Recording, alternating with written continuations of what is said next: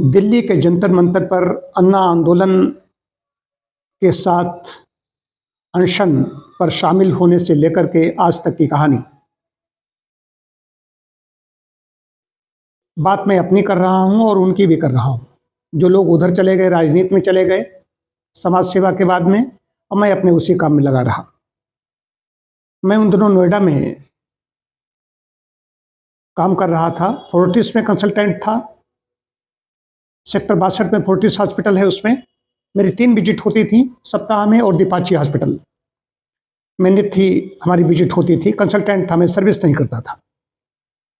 मेरे मित्र प्रोफेसर सुरेश आए, उन्होंने बताया, सुरेश जी ने कहा कि डॉक्टर साहब अन्ना आंदोलन होने जा रहा है, हम भी शामिल होंगे। मैंने कहा मैं भी शामिल होऊंगा।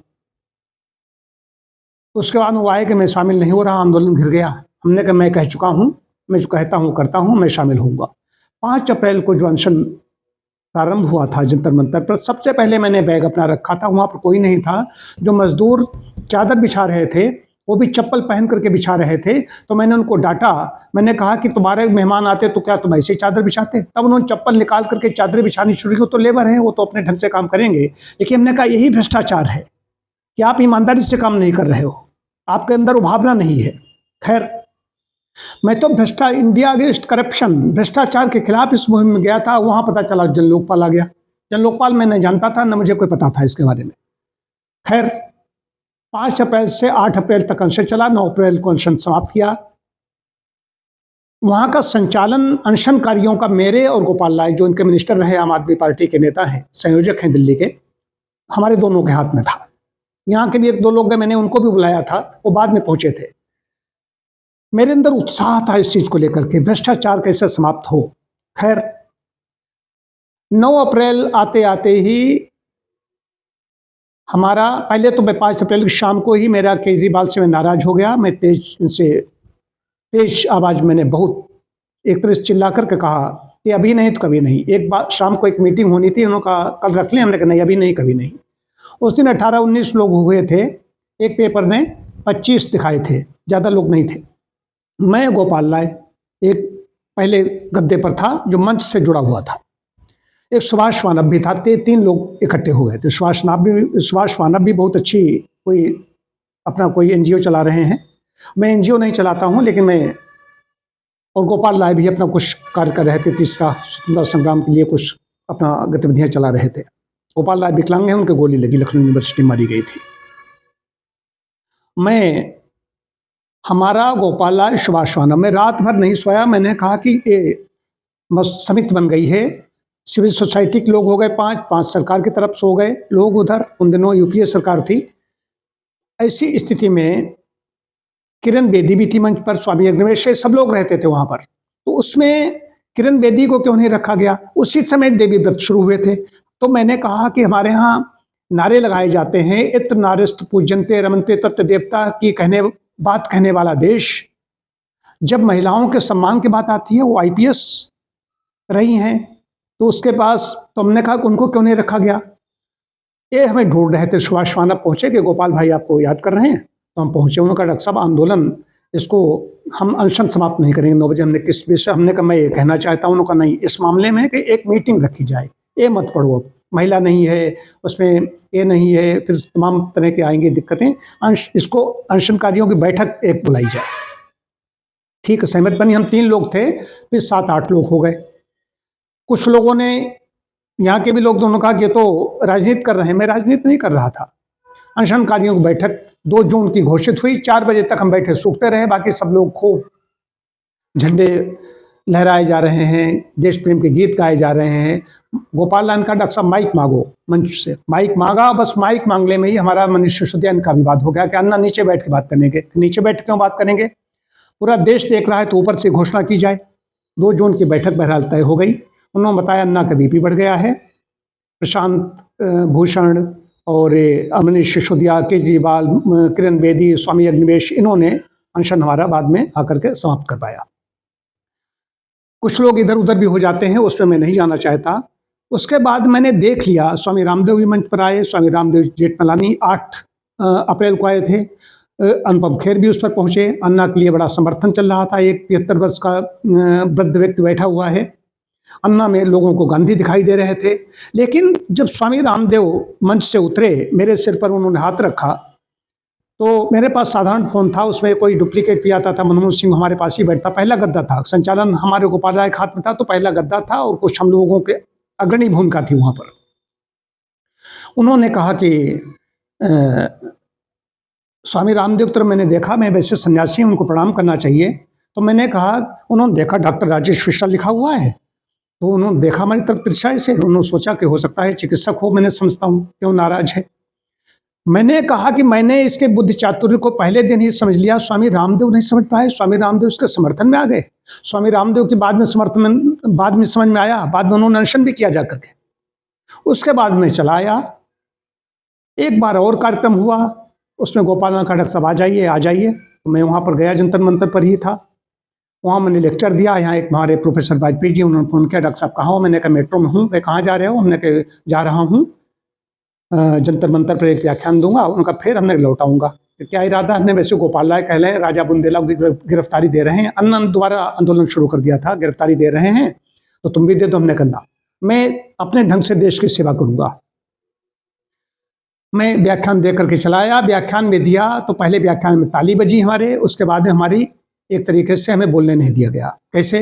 मैंने कहा कि जो लोग खाते रहे, डकारते रहे, मंच पर चमकते रहे, वही अन्ना के कोर ग्रुप में है। खाने वाले, डकारने वाले, मंच पर चमकने वाले अन्ना को हमने भाई गोपाल राय ले लिया होता। गोपाल राय राजनीति करना चाहते थे, बड़ी ताली बजी। हमने कहा कि मैं भ्रष्टाचार की बात कही जाती है, कहा जाता है चिराग के तले अंधेरा। मैंने यहाँ पर देखा कि मैंने एक बोतल जूस की पी थी जब अनशन समाप्त हुआ था। कई लोग अपने बैग में 3-3 4-4 बोतलें, भूख प्यास अलग अलग होती है, कोई कितनी भी पी सकता है, वो अलग चीज है।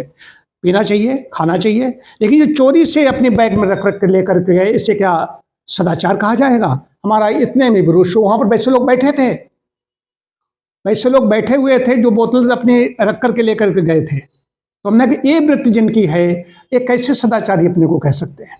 मैंने एक बोतल जूस पी थी। यहाँ के भी एक सज्जन थे, उन्होंने कहा आप पी चुके? तो हमने कहा क्या? मैंने ले ली। फिर उन्होंने दूसरी बोतल पी। पहले वो अन्ना के साथ में तोड़ चुके थे, अपना समापन कर चुके थे, उसके बाद हमारे साथ में भी आ गए थे। फिर बाद में 2 जून को बैठक हुई हमारे पास, यहाँ से भी फोन गए, वो बाद में नेता बन गए लोग।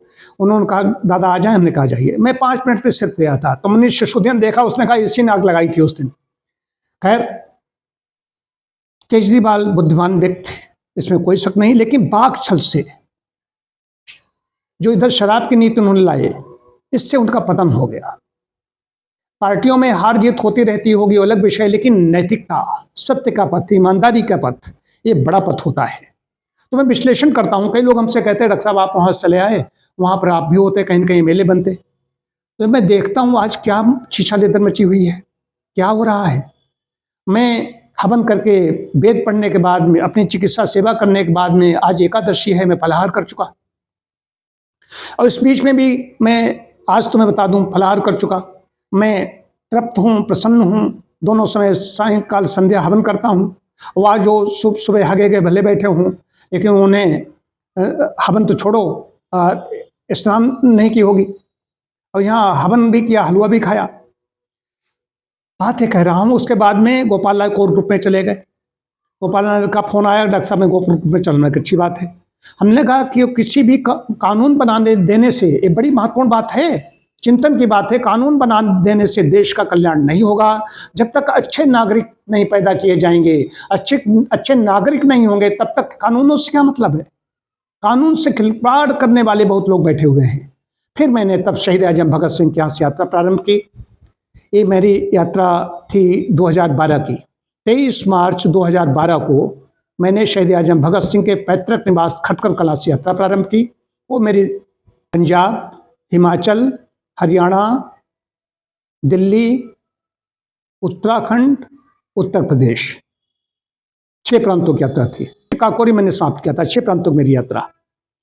तो उसमें जगह जगह को कवरेज हुआ। बात कवरेज के नहीं, विचार दिया अच्छे नागरिक पैदा किए जाए।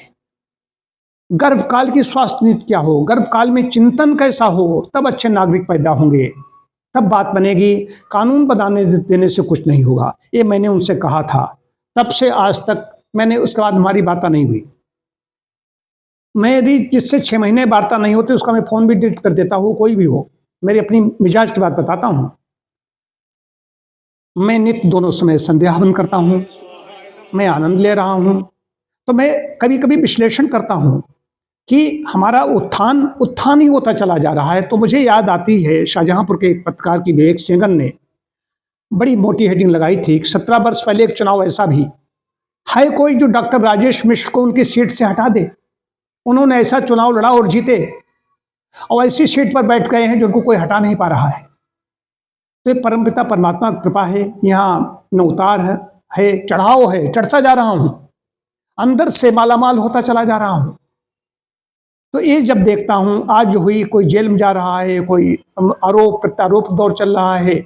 मैं तो गांव का जोगी जोगड़ा, मैं तो यहीं हरदोई में पैदा हुआ पला बढ़ा और यहां पर भी मुझे इतना सम्मान मिल जाए, इससे बड़ी और बात क्या हो सकती है। मेरे लिए इससे बड़ा कोई पुरस्कार और सम्मान नहीं हो सकता। मैं आनंदित हूँ जब आहुतियाँ डालता हूँ। हमारे साथ में यहाँ के अच्छे लोग बैठ करके आहुतियाँ डालते हैं और बहुत लालायित हैं। यहाँ के समय की इतनी पाबंदी है, वो आ नहीं पाते। और तमाम राजनेता हों, चाहे ब्यूरोक्रेट्स हों या किसान हों, मजदूर हों, किसी के लिए डायटी लिख देता हूँ हर तरह से। कि शरीर है तो उसके लिए अन्नमय कोश है, तो पथ्य तो मैं सबको ही बता सकता हूँ, मुफ्त में बता सकता हूँ। सेना के जो जवान आते, आज भी मिलिट्री के अधिकारी आए, मैं उनसे कंसल्टेंसी अपनी नहीं लेता हूँ। तो ऐसे लोगों के लिए सेवा भी हो रही है और हमें तो रोटी वहाँ पर भी खाते, यहाँ पर भी खा रहे हैं। तो बात है चैन की, ये सत्य का पथ है, ईमानदारी की बात है। जब मैं लिखता हूँ, हे प्रभु मेरे पास पवित्र आय ही रहे, पाप की आय का सर्वथा नाश हो, मैं तो अपने यहाँ लिख करके लगा देता हूँ और कहता हूँ सुबह उठ करके सबको ऐसा कहना चाहिए, करना चाहिए, इससे आनंद आएगा। बाकी विलासिता में आदमी डूब जाता है, जाकर के कहीं कि नहीं रह जाता है। जैसे कि बरसात में घास ऊपर को चढ़ जाती है और बरगद से भी, पीपल से ऊपर पहुंच जाती है, उससे कहती देखो मैं तुमसे लंबी ऊंची हो गई हूं, लेकिन वो 2 महीने में बाद ही धड़ाम से गिरती है।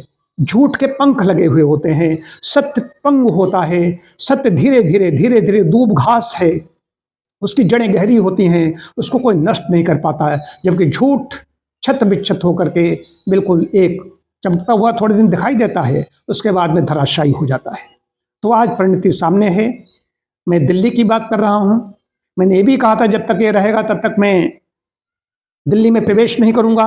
मैं नोएडा तक तो गया, लेकिन उसके बाद मैंने प्रवेश नहीं किया। और एक चीज़ और बता दूँ, जब 49 दिन की इसकी एक बार रहा था, उसके बाद मैं इसके खिलाफ भी बैठ गया, वहाँ अनशन पर बैठ गया। बड़ा मंच वहीं पर बनाया गया था जहाँ पर अन्ना का बना था, पहला 5 अप्रैल वाला, वहाँ बना करके मैंने कहा था निकल, झूठ से मुझे चिढ़ है। एक झूठ बोलता है, बात बदलने वाली बात थी। बाकी राजनीति में धर्म अध्यात्म अगर आ जाए तो बड़ी बात है, धर्म से ही राजनीति अगर हो तो बड़ी बात है। धर्म से राजनीति करने वाले लोग नहीं दिखाई देते, ये मैं खूब अच्छी तरीके से कह रहा हूँ, होश बोल रहा हूँ। कोई कम है, कोई ज्यादा है, लेकिन जो कह रहा है इसी के बल पर आंदोलन से पार्टी निकल करके आई थी, उसका परिणाम देखिए। आज परिणाम यह है कि उन्होंने बिल्कुल सफाया कर दिया था, निस्संदेह उसने जगाया, प्रशंसा भी करूंगा। ये सब पार्टियां सो रही थी, सब पार्टियां सो रही थी। जो दूसरी पार्टी जिसकी चीफ मिनिस्टर उस समय थी, वो उनका सारा वोट उसके पास चला गया। आज दूसरी पार्टी ने, जो उसका कभी सत्ता होती थी, उसने अपनी इतनी मेहनत की, उसकी बदौलत ही हालांकि हम कहेंगे कि इसमें आज जो परिणति है, उसने इसके वोट काटे, इससे और दूसरी पार्टी को मौका मिला। वो अलग कहानी है, मैं उसमें नहीं जाना चाहता। लेकिन मुख्य चीज़ है कि मैं विश्लेषण करता हूँ कि मेरा उत्थान हुआ, पतन हुआ, या जिनका उत्थान चमचमाते हुए दिखाई दे रहे थे उनका क्या हुआ। कैसे, क्या हमारी जैसी नींद 7-8 घंटे की ले पाते हैं? हमारी तरह व्यायाम खुल के कर पाते हैं? हमारी तरह प्रसन्न रह पाते हैं? ये तुलना नहीं करनी चाहिए। हम पथ अलग अलग हैं, अपने मत अलग अलग हैं, लेकिन फिर भी करनी पड़ती है कि जब लोग कहते हैं कि आप कहाँ थे और वहाँ से यहाँ पर आ गए, वो जानते हैं कि हम राजनीति रजोगुण दिखाई देता है, उसकी तरफ जल्दी ही लोग आकर्षित हो जाते हैं। तो सतोगुण सबसे बड़ी चीज है। ज्यों ज्यों अपनी आवश्यकताएं हम कम करते जाते हैं, हमें कुछ नहीं चाहिए, कुछ नहीं चाहिए, कोई पद नहीं चाहिए, किसी संस्था में, किसी पार्टी में कोई पद नहीं चाहिए, अक्सर ऐसे ऑफर आते हैं, उसमें लगता है कि मैं बड़ा होता चला जा रहा हूं।